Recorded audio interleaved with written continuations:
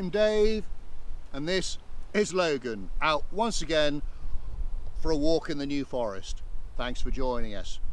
Now today we're at a place called Castle Hill, just on the outskirts of the village of Woodgreen, which in itself is just north of Fordingbridge in Hampshire.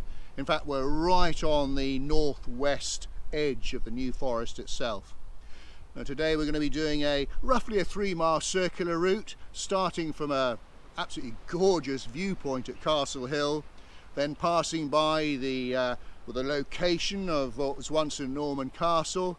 In fact, we're going to be seeing 2 Iron Age Hillforts during the course of the walk, going through some lovely meadows, some beautiful woodland, and who knows, the odd surprise along the way. So do join us. Well, I'm starting the walk at the Forestry Commission car park at Castle Hill, which is actually a viewpoint, and well, as you can see behind me, what a fantastic view to start off with the walk. Let's have a quick look round. Isn't that beautiful? And that is the river Avon down there in the valley, which flows from Salisbury in the north down to Christchurch and out to the sea in the south. And the far distance you can see Breamore and Breamore House. Of course, we've done a walk in the past there. If you haven't seen that video, do check it out. But isn't that lovely, with the sun out, bit of a breeze, but and the cows peacefully grazing away. Well, I could sit down and just stare at this for some time, but we need to kick on. Okay, we're now going to head south, basically along the top of a ridge that's going to take us to the outskirts of Godshill. Well, following a little minor road south along this escarpment, it's a shame you can't get views of the River Avon, but you get the odd glimpse from time to time. But if I just show you, you can see how high up we are here. When you can see, there's quite a drop down there. And then if I just pan around, show you where we're going. The woods on my left are the Godshill enclosure, and as I said, we'll be coming back through those woods on the second part of the walk. Some lovely foxgloves over there, and I can just see the boundary bank actually of the Godshill enclosure. Some beautiful old ancient oak trees along here. It's quite a beautiful little avenue actually to walk along. Very peaceful start to the walk. Well, coming to the end of the escarpment, I'm going to make a little bit of a detour and come off the road, and I'm going to explore the site of what was once an ancient castle. I'll just show you again the edge of the escarpment here. And again, you can, well, just about see the river through the trees, but what a steep drop it is. Now if I turn around, you can from time to time make out these earthworks, which well, I say it relates to something called the Castle Hill, which was a Ringwork and Bailey Castle. Probably relates to a siege castle that was hastily erected, basically a temporary fortification without any masonry structure, built during the siege of nearby Downton. But there is very much an air of mystery about the whole place, and particularly its origins are somewhat uncertain. Well, a Ringwork and Bailey Castle is very much characterised by the absence of a motte. The keep, if there was one, was sited within an oval or circular ringwork called an inner bailey, and it was enclosed by an earthen rampart topped by a timber palisade and protected by a ditch.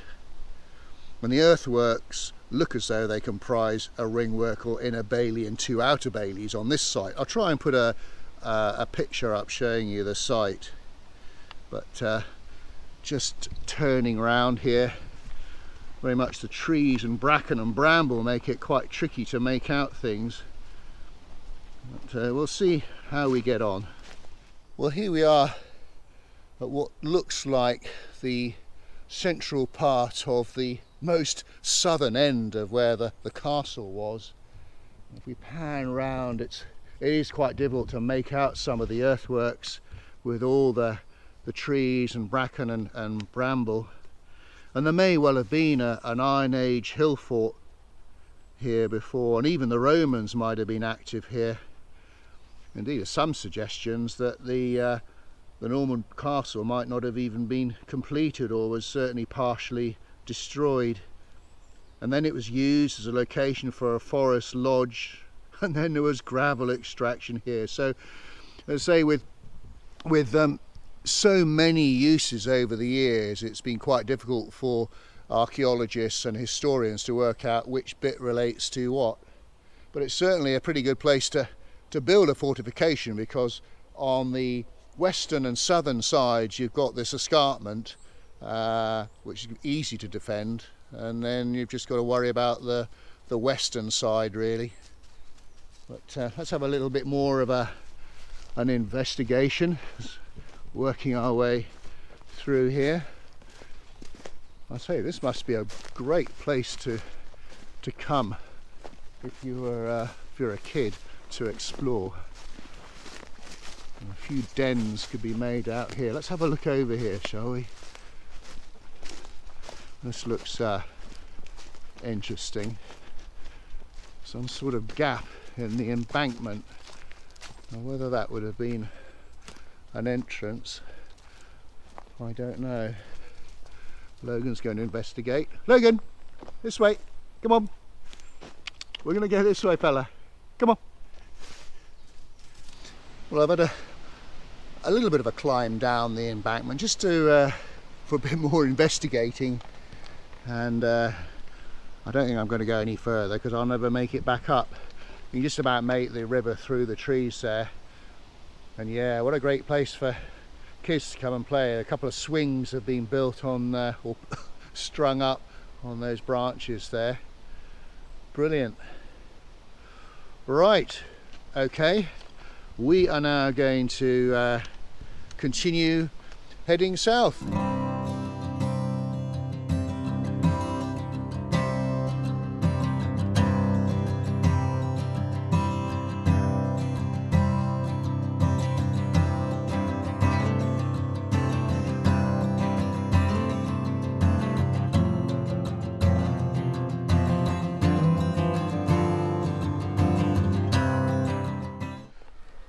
Well, we've just made our way off the little road and passing through a farm called Fold's Farm.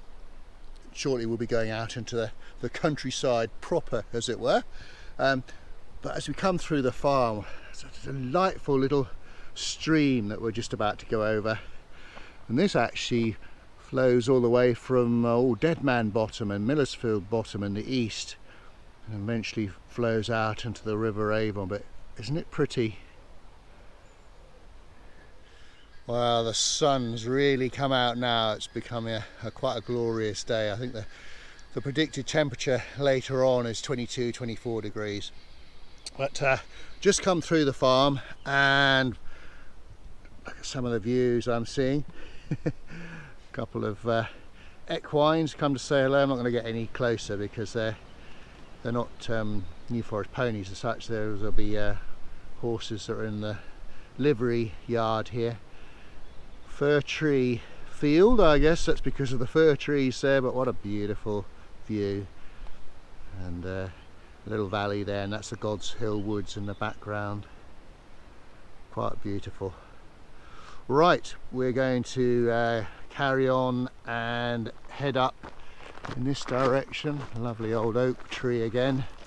And shortly we're going to turn right and cross a lovely meadow. Well, making our way across this meadow, some spectacular views from up here, quite glorious.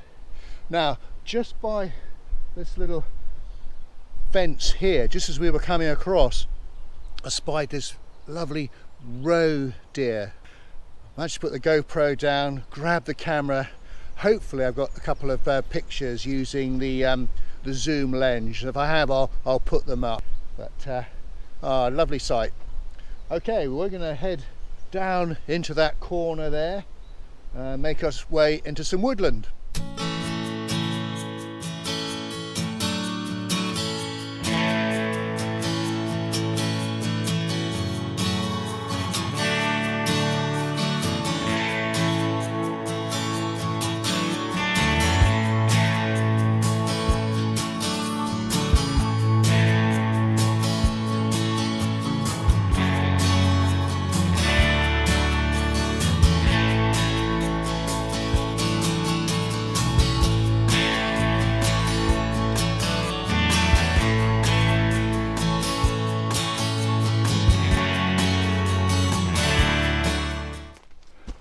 Gosh, look at these roots.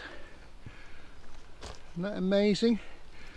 Where the soil's eroded away and you've got this fascinating network of roots all exposed. Yeah. Right, now we're at probably the most southerly point of our walk. We're now going to go around the outskirts of an Iron Age Hillfort that was known as Frankenbury. We're not going to be able to see too much of it if I turn around,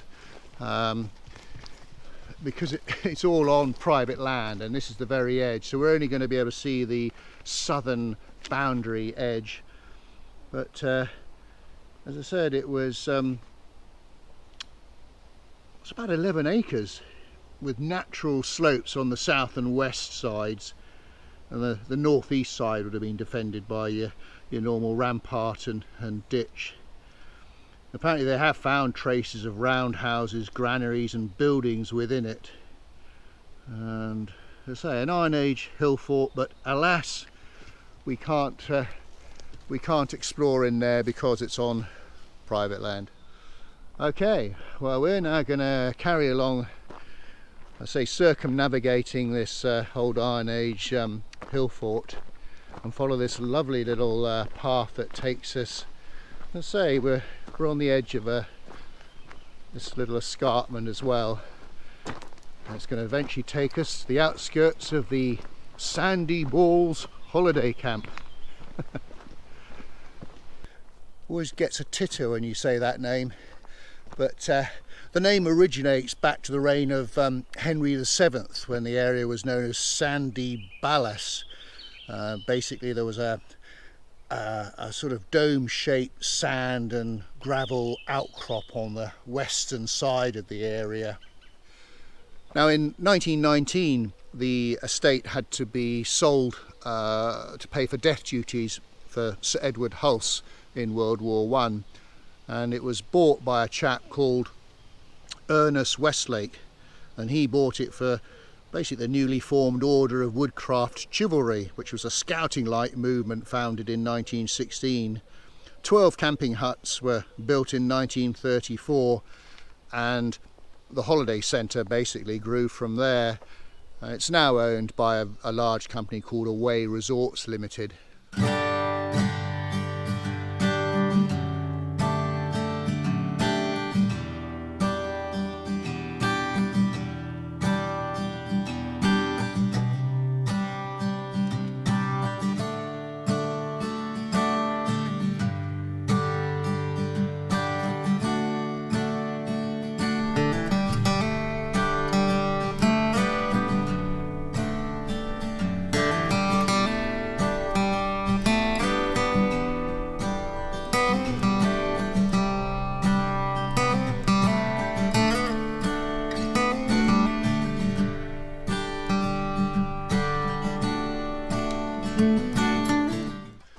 We just had a lovely meander across a meadow. It was a bit odd though, because there's a footpath that clearly crosses it on the map, but I think I'm probably the first person that's walked across this field this year, because certainly you can see where I've come from.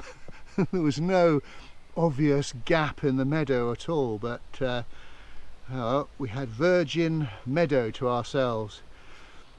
I'll just come over this stile, which wasn't the easiest of stiles to get over with a Whippet. So most of the stiles around here, there's a little gap and they can get through. So I'm going to cross this little path here and head into this wooded area here. What do we got here? Firs, close copse and long ground copse. A nature reserve. And a nice easy stile to get through. Let's go. We've just come out of that little nature reserve and oh, what a quite exquisite sight to be met when we've come out. Look at this. Another very small meadow with a definite path that goes through. We'll be going to that bridge at the bottom, and then but look at the view beyond. Again, that's the Godshill woods up on the top. Those houses must have some quite terrific views as well. Okay, so let's carry on through this. Lead on Logan, who's thoroughly enjoying all the butterflies. I think they're meadow browns by the looks of things. They never seem to want to keep still long enough. You gonna catch one? I doubt it somehow. You can but try. Oh, there's a lovely little cool breeze as well. So I'm filming, what, middle of July now? So we're well into the summer. Well, I made a way up from that meadow, across that little bridge, and I had a little uphill stretch, but we're all right now. I really must get fitter. We're just about to go into Godshill Woods, but just before we do, there's absolutely stunning little cottage here. Godshill Wood Cottage. Isn't that beautiful? Oh, just need that lottery win to come in. Right, so this is this little road that we saw right at the beginning. We're now going to cross into the Godshill enclosure, or now in the Godshill Woods.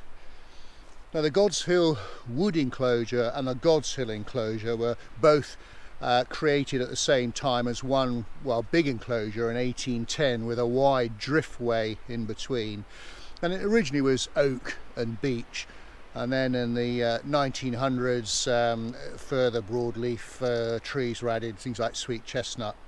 In the 50s and 60s a lot of Scots pine was planted here, and there were plans to convert it all over to conifers, but in the 1970s the decision was made to keep a fair amount of deciduous trees as well. So there's a nice variety of trees now, thankfully. Well, we're on the last leg of the walk now. As soon as we come out of these woods, we'll be back to where the car was parked. One final thing to show you. Look at this. Now, regular viewers will know I do like a good ant's nest, but how about this? This is an absolute whopper. It's got to be at least a metre high. Now, I'll try and get in close. Trouble with GoPros, if you're getting too close, the focus goes all a bit funny. So hopefully you can see them all. How about on the top, busily working away. And as I said, somebody is in charge, I'm sure, and they all know what to do. Of course, these are southern wood ants, so much bigger than the ants we get at home in the garden, and they can get a little bit aggressive, so we're not going to hang around for too long. There's some crawling over my feet already, but it's pretty quite an impressive little structure to end the walk, really. Well folks, we've come to the end of our walk. We hope you enjoyed it. Obviously if you did, please give us a thumbs up or like, and do make a comment, and if you haven't already subscribed, please do so. That way hopefully you'll be able to join us for another walk sometime in the future. We've had a lovely walk this morning, a bit of everything really. Meadows, woodlands, the odd hill fort from time to time, and lots of squirrels. So until we meet again, thanks for watching, and cheerio.